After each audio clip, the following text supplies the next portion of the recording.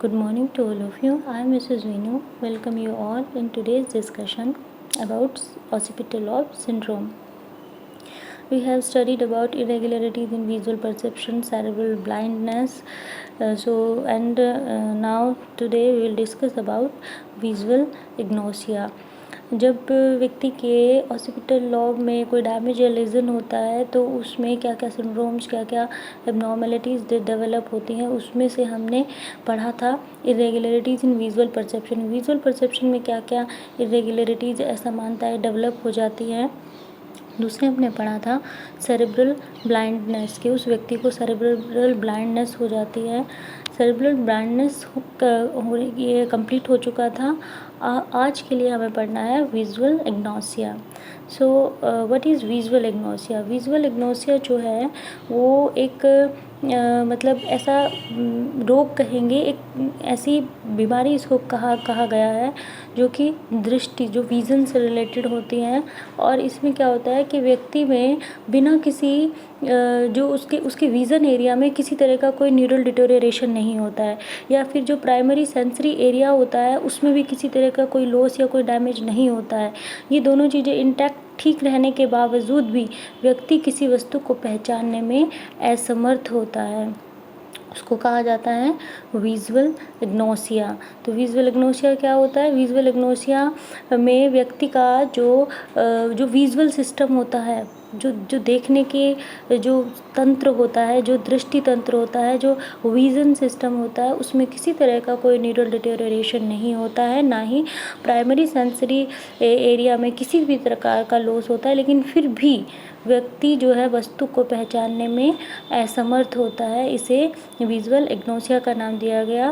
और जो एग्नोसिया पद, ये शब्द का जो यूज़ किया गया, ये सिगमंड फ्रॉइड के द्वारा 1891 में किया गया था। तो इसको सिगमंड फ्रॉइड ने इसका उपयोग किया था उस सिचुएशन के लिए कि जहाँ पर व्यक्ति जो है किसी व्यक्ति को विजुअल ऑब्जेक्ट के बारे में बिल्कुल भी ज्ञान नहीं होता, जिसका कारण या तो हो सकता है कि उसको उसकी नॉलेज ही नहीं है, उसे उसका के बारे में पता ही नहीं है। इस वजह से वो उस ऑब्जेक्ट या उस स्टिमुलस के बारे में नहीं बता पा रहा है। तो उसके लिए फ्रॉइड ने एग्नोसिया शब्द का इस्तेमाल किया था।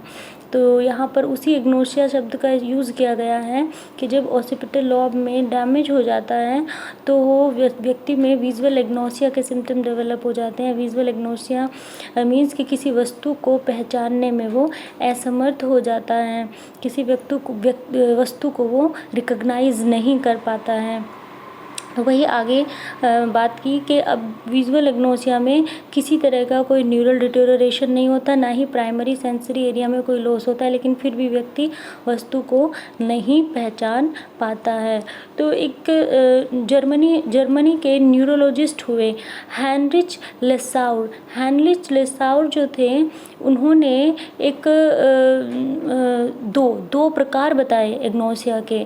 एक बताया apperceptive agnosia and second one is associative agnosia. उन्होंने कहा कि एग्नोसिया के दो टाइप होते हैं। First one apperceptive agnosia. Apperceptive agnosia, इसमें क्या होता है कि व्यक्ति विजुअल ऑब्जेक्ट्स जो होते हैं उनकी पहचान नहीं कर पाता है, अर्थात व्यक्ति जो है किसी ऑब्जेक्ट को देख के उसे ऑर्गेनाइज करके प्रोसेस नहीं कर पाता है, उसे ऑर्गेनाइज करने में डिफ़िकल्टी आती है, उसको कहते हैं apperceptive agnosia. Second one is associative agnosia. Associative agnosia, इसमें क्या होता है कि इसमें व्यक्ति किसी वस्तु का अर्थ नहीं बता पाता है, यानी कि उससे अगर उसका मीनिंग पूछा जाए तो वो उसका मीनिंग नहीं बता पाएगा। इस बीमारी में जो है व्यक्ति के ब्रेन में वो मेमोरी ट्रेस एक्टिव नहीं हो पाते कि वो उस ऑब्जेक्ट का नाम बता सके कि ये जो है, ये जो स्टिमुलस है, ये जो ऑब्जेक्ट है, ये जो चीज़ है, इसका क्या नाम है, इसका क्या अर्थ है। तो उसको कहा जाता है एसोसिएटिव एग्नोसिया। तो इस तरह से जो है दो तरह के एग्नोसिया लाउसर ने बताए कि एक को होता है एप्रिसेप्टिव एग्नोसिया, दूसरा हुआ एसोसिएटिव एग्नोसिया। लेकिन ये तो लाउसर ने बताए थे 2 टाइप एग्नोसिया के, लेकिन इनके अलावा भी और 6 प्रकार हैं जो कि एग्नोसिया विजुअल एग्नोसिया की कैटेगरी में आते हैं। तो प्रिसेप्टिव एग्नोसिया और एसोसिएटिव एग्नोसिया के अलावा विजुअल ऑब्जेक्ट एग्नोसिया, जो विजुअल ऑब्जेक्ट एग्नोसिया होता है, इसमें क्या होता है कि व्यक्ति है जो है वो वस्तु को देखकर नहीं पहचान पाता, परंतु उसे स्पर्श करके वो पहचान लेता है। अगर कोई ऑब्जेक्ट उसको दिखाया जाता है तो आंखों से देखकर वो नहीं पहचानता, लेकिन अगर उसकी आंखों को बंद कर दिया जाए, आंखों पे पट्टी बांध दी जाए और तब वो उसको ऑब्जेक्ट दिखाया जाए तो वो उसे ईजिली पहचान लेता है।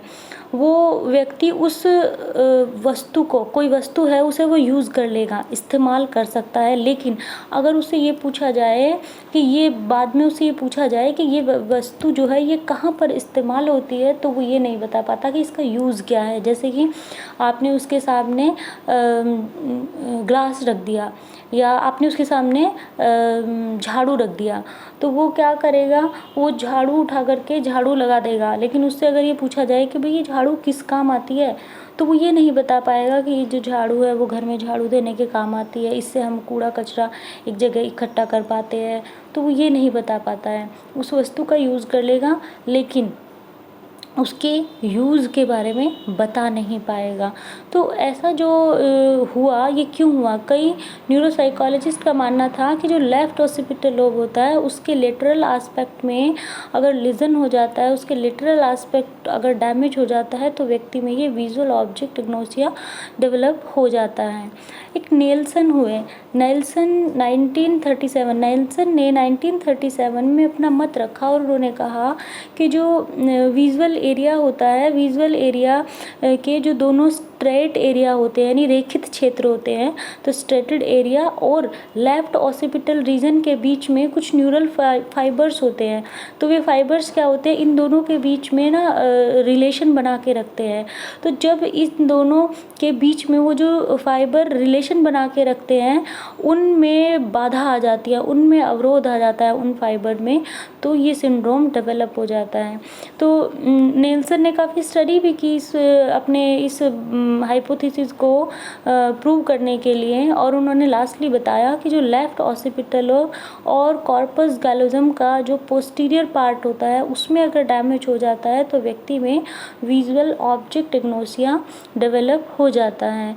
So visual object agnosia next video में भी कंटिन्यू रहेगा, क्योंकि इसके जो अदर 5 प्रकार हैं उनको भी हम पढ़ेंगे कि विजुअल एग्नोसिया के कौन कौन से प्रकार होते हैं। अभी हमने पढ़ा apperceptive, associative and visual object agnosia. So this is enough for today and the rest of the content we will discuss in our next class. So thank you and have a nice day.